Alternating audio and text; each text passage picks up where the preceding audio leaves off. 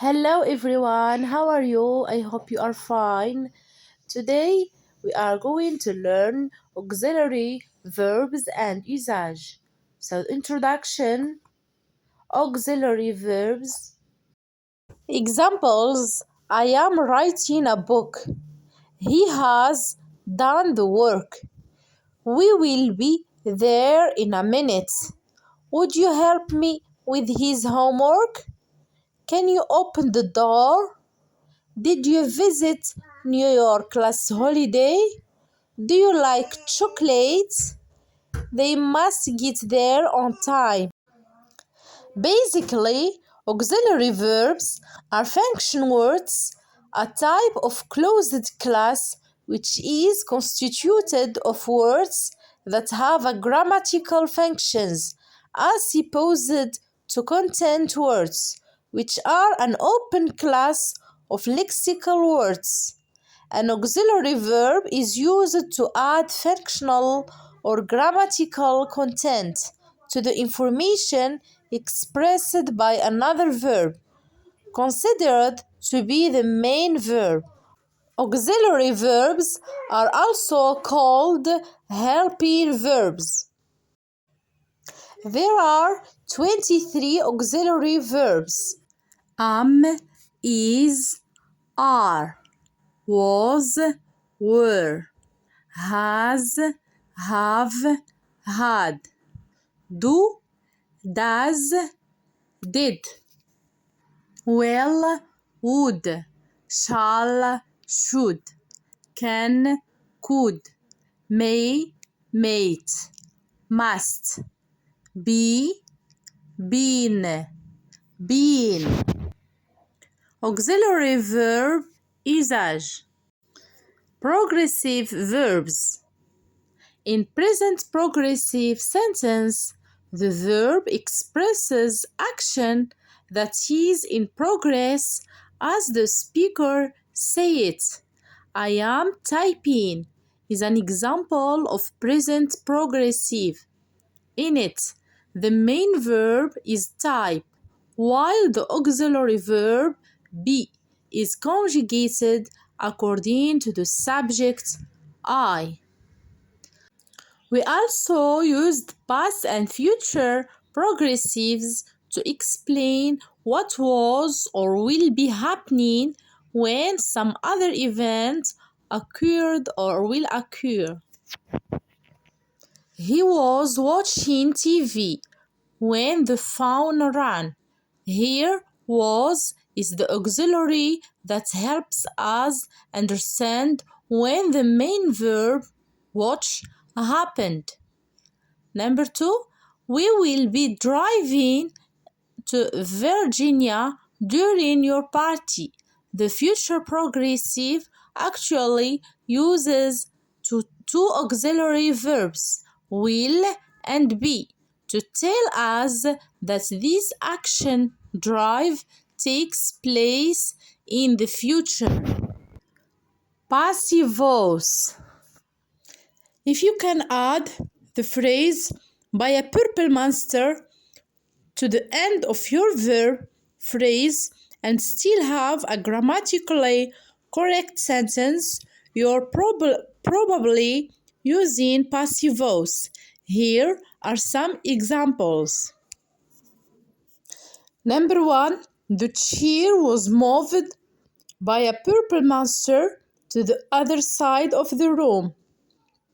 Second example, I was hit in the head by a purple monster and knocked unconscious by a purple monster.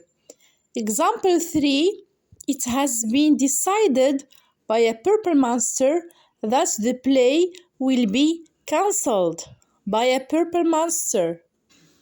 So, there is nothing grammatically wrong with passive voice. It's an excellent use of the verb be. It's just not very exciting writing. It's more interesting to say, a purple monster moved the chair across the room. A purple monster hit me in the head and knocked me out. A purple monster has decided to cancel the play. Take it up with him.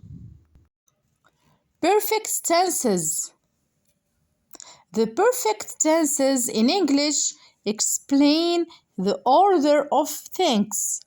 When we use present perfect, we are explaining what has happened up until now. Past perfect explains what had happened in the past before something else happened in the past. And future perfect tells us what will have happened up to a certain point in the future. All the perfect tenses use at least one auxiliary verb. Have. Example, I have visited Stockholm many times. He had seen many cathedrals, but none so grand as that one. And the future perfect also uses will. Example, we will have traveled to every country in the world after this trip. And the progressive perfect tenses also use be. She has been living in Sweden for 10 years. He had been touring Europe for 3 months. We will have been flying for 31 hours by the time we get home. Negative statements and questions. In many languages, changing a statement to a question is as easy as changing your inflection or punctuation. In Spanish, for example, you can say ella habla inglés, or you can ask ella habla inglés. The word order does not change. In English, however, the statement is she speaks English, whereas the question changes to does she speak English? English questions almost always used an auxiliary verb. Negative statements in English also generally use an auxiliary verb. We can't just say they liked the soup. We have to rearrange a bit, adding in the past form of the auxiliary do to say, did they like the soup? Do, does, and did. Do is common for forming questions and making negatives. Did is used for do and does in the past tense. Do and does is never used for the past. Verb to be is, are. Be can be used as an auxiliary verb or the main verb in a sentence. It tells us that an action is happening now or is going to happen in the future. Be is also used to make passives. Are is used for they and we. Was is used for the past tense of am and is. Were is used for the past tense of you, we, and they. Have, has, and had. Have is used to make the present perfect tense. It is always followed by the past participle. Has is used for the third person singular. Had is used for past tense, especially the past perfect tense.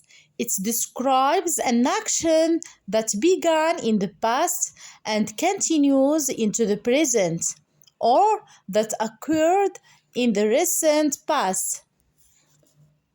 Others. Others common auxiliary verbs are can, could, may, might, must, ought, should, and would. These are also known as modal verbs. We used them to show obligation, possibility, and necessity. Goodbye, and thank you so much for watching my video.